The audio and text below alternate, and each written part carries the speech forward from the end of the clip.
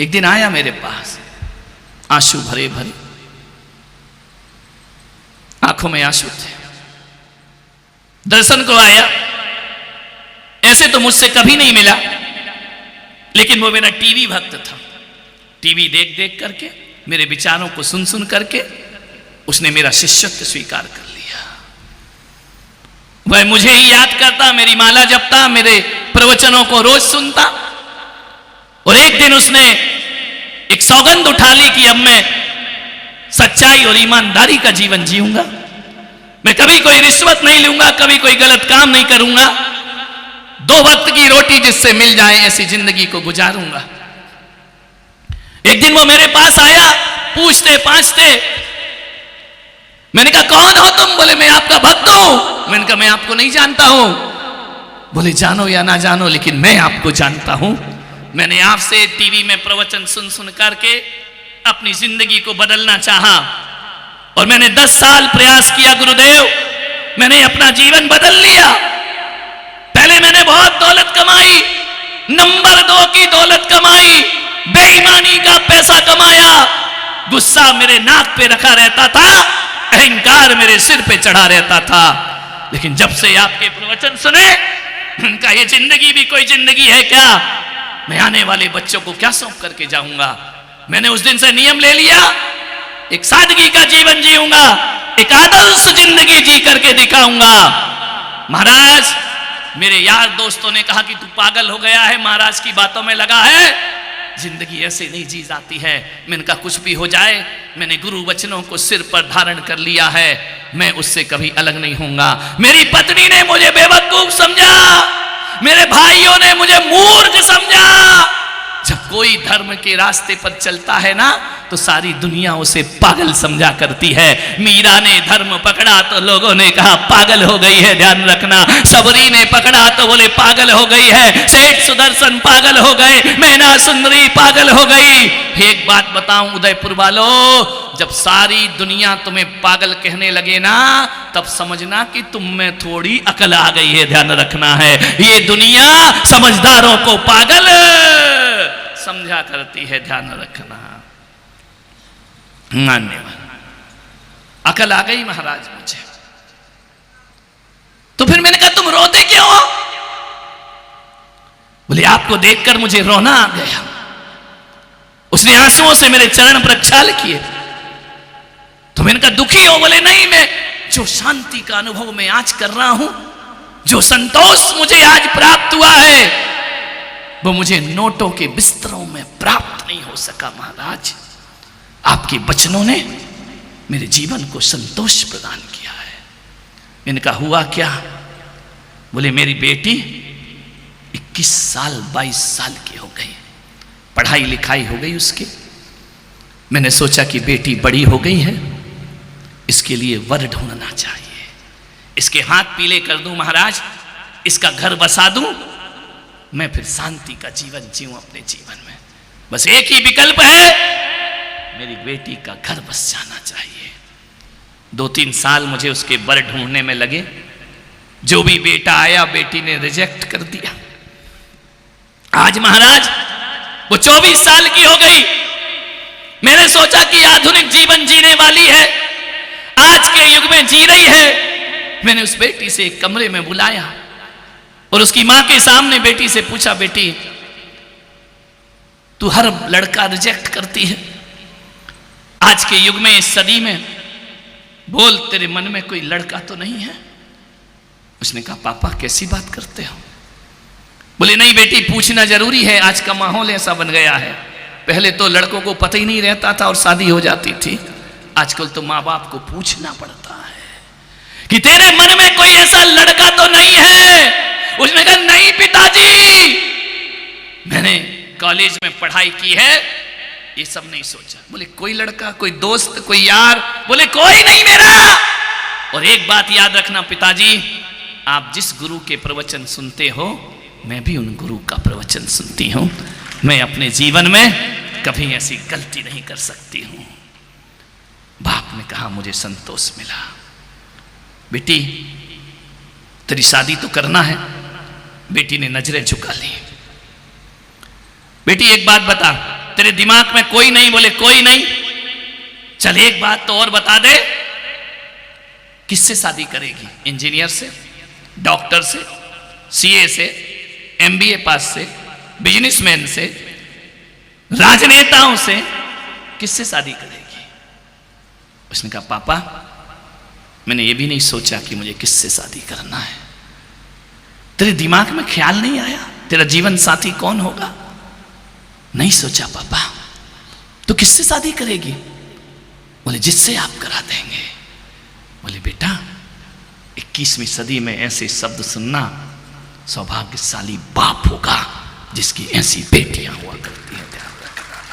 वरना बेटियां तो काला मुंह करके भाग रही हैं।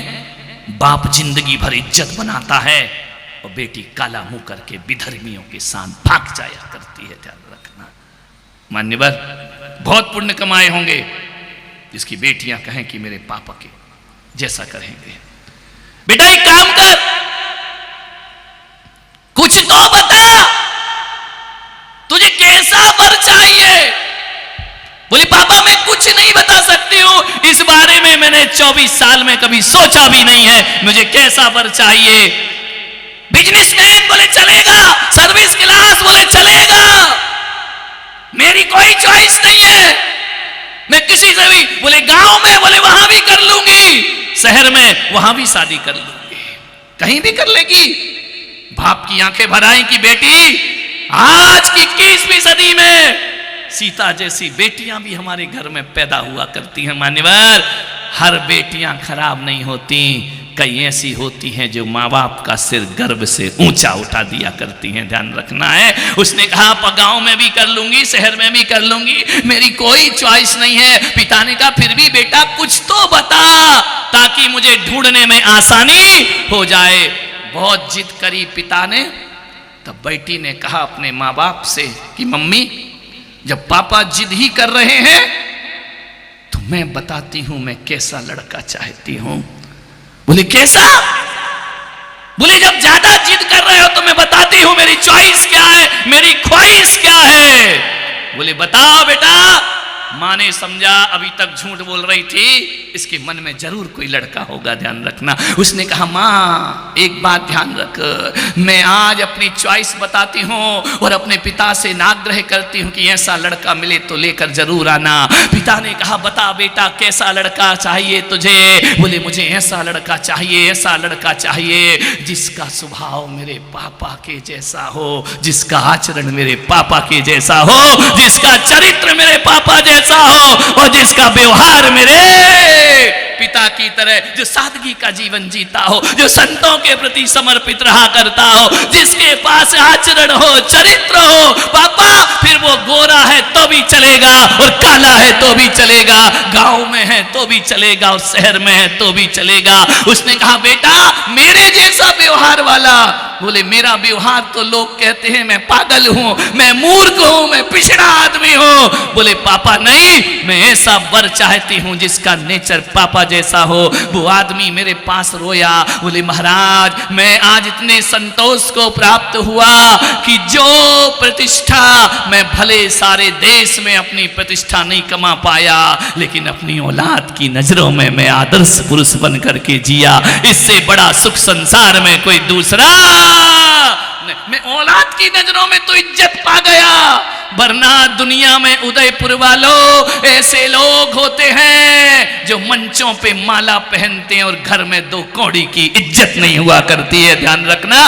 परिवार उसे सम्मान की नजरों से नहीं देखा करता है। सारी दुनिया की मालाएं किसी काम की नहीं, ये स्वागत सत्कार किसी काम के नहीं। मैं कहता हूं कि हजारों में सम्मान पाने से अच्छा घर के 4 सदस्यों में इज्जत कमा के दिखाओ, तुम्हारा जीवन सार्थक। और घर में ही इज्जत नहीं है, दिया तले अंधेरा।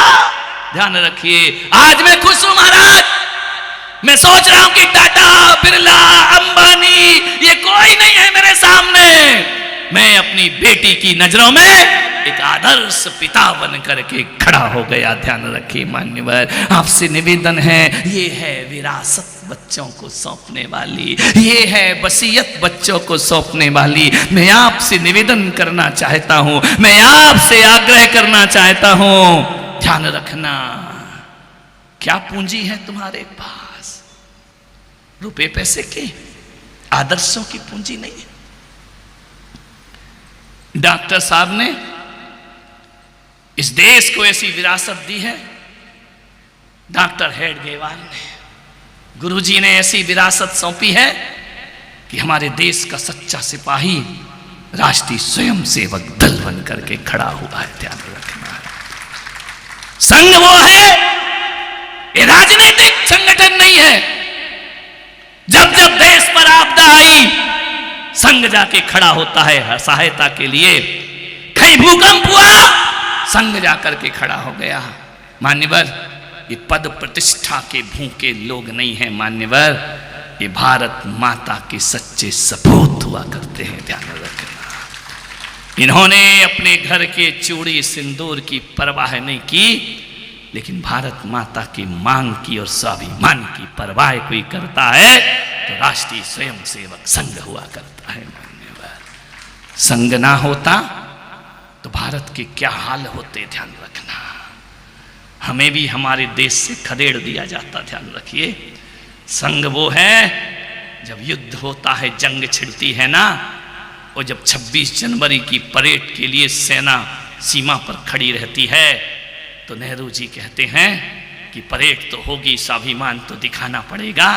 उस समय जब सेना के सैनिक नहीं होते हैं, आरएसएस संघ चला करता है परेड में, भारत का सच्चा सैनिक बनकर, भारत का सच्चा सपूत बनकर के चला करता है। ध्यान रखिए, संघ वो है जो भारत की असली ताकत हुआ करती है।